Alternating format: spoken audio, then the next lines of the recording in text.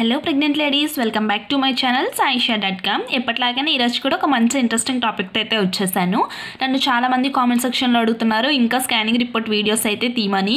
So నేనైతే మా relatives దగ్గర నుంచి కూడా స్కానింగ్ రిపోర్ట్స్ అనేది తెప్పించి నేనైతే ఇక్కడ నుంచి వీడియోస్ అనేది రెగ్యులర్గా అయితే చేస్తూ ఉంటానన్నమాట. సో ఇది వచ్చేసరికి ఎర్లీ స్కానింగ్ రిపోర్ట్స్ అండి.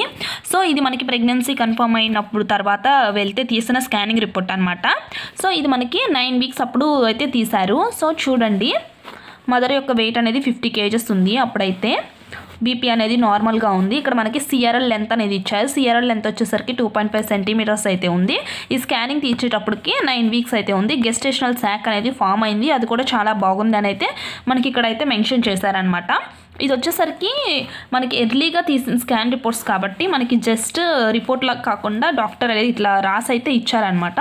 సో నీకు నేను స్కానింగ్ వీడియో అయితే చూపిస్తాను చూడండి. ఇది వచ్చేసరికి మనకి స్కాన్ వీడియో అనమాట. అంటే బేబీది చాలా చిన్న డాట్గా అయితేనే కనిపిస్తుంది, అంటే 9 వీక్సే కాబట్టి చాలా చిన్నగా అయితే ఉందన్నమాట.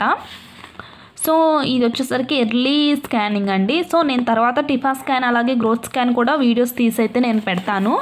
సో రెగ్యులర్గా అయితే ఫాలో అయితే అవుతూ ఉండండి. Thank you for watching.